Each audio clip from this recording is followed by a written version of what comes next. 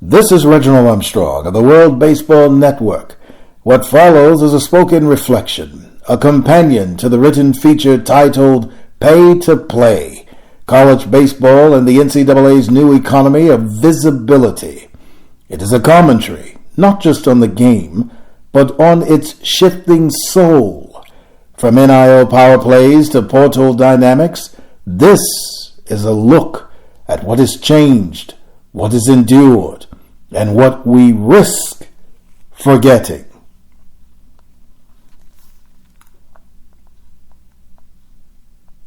Apparently, a judge, Claudia Wilkin, has ruled that NCAA Division I universities can now be legitimate modern-day Robin Hoods and pay student athletes.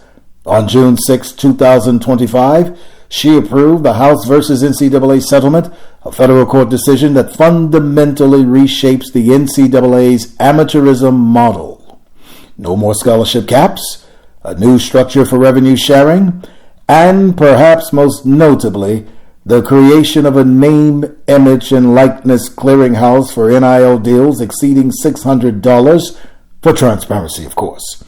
As an additional development in the House versus NCAA settlement, attorneys have now agreed to allow NIL collectives to exceed the proposed $20.5 million revenue sharing cap, provided deals meet a loosely defined fair market value threshold.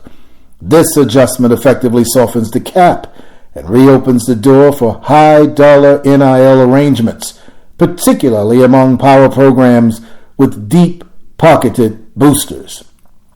The payout? $20.5 million per school annually. How that sum gets divvied up remains unclear. I have not drilled down into the particulars, but let us not kid ourselves. The lion's share will likely be funneled toward college football and men's basketball. Still, college baseball is stirring. With the 2025 College World Series freshly concluded and the transfer portal buzzing like a switchboard, this offseason is not idle. It is ideological. NIL valuations, roster reshuffles, and coaching chess moves now rival the MLB draft in drama. LSU, Arkansas, and Texas A&M are stacking talent like hedge funds stack assets. We have entered an era where a pitcher's arm comes attached to a media strategy.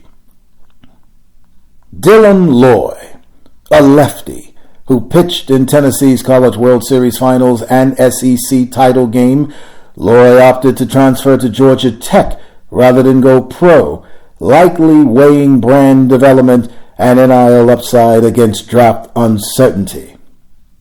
Gavin Cash, one of college baseball's top sluggers with 41 career home runs. Cash remains unsigned, evaluating portal offers with six-figure NIL implications.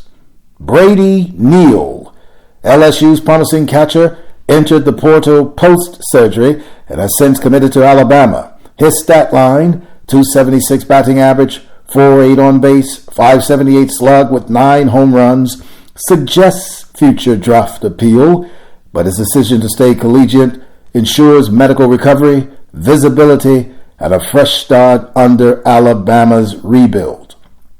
Zach Root, East Carolina's lefty ace, transferred to Arkansas after injury rather than jump into the 2025 draft, presumably to reset valuation through performance and pitch under the spotlight of SEC competition.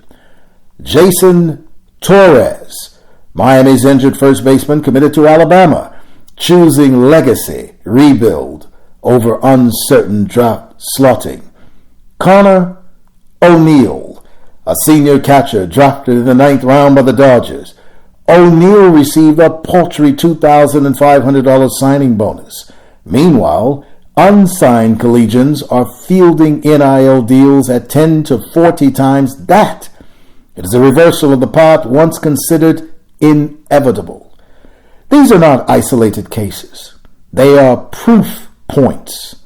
College is not just a stop on the way to the majors. It is a strategic platform, and sometimes the more prosperous one.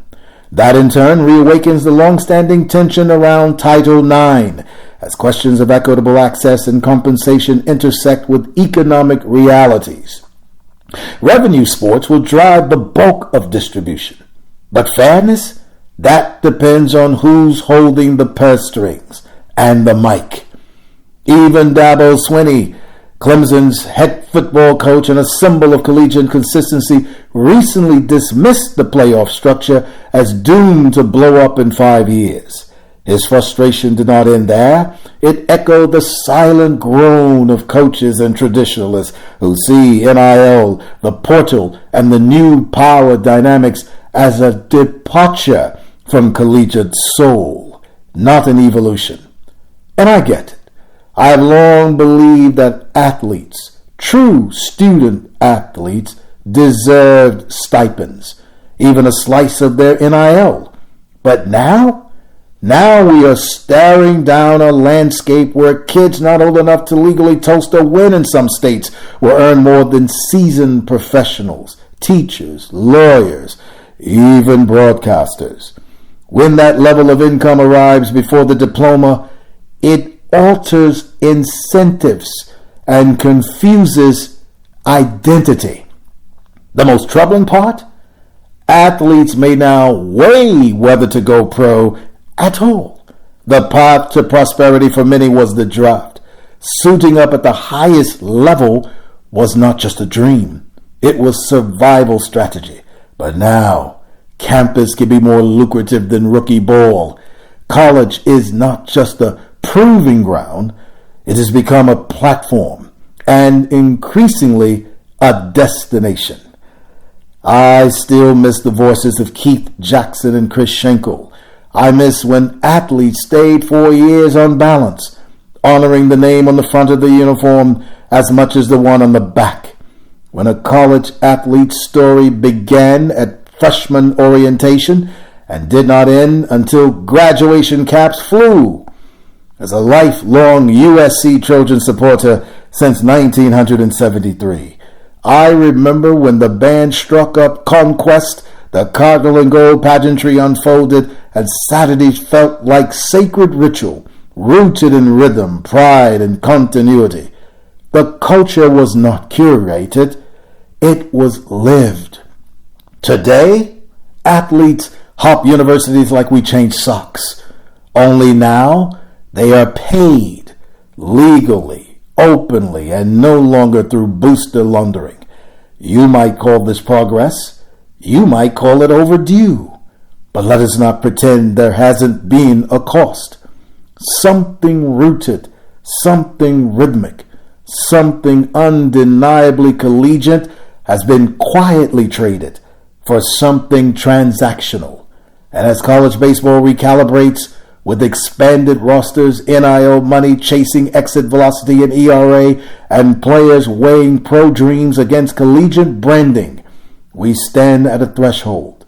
If the game still wants heart, it will need storytellers, not just scouts. If it wants culture, it must frame the moments that echo beyond bat speed and box scores. We have entered the age of visibility economics. The question now is, what will we show? And what will we remember? Reporting for the World Baseball Network, I am Reginald Armstrong.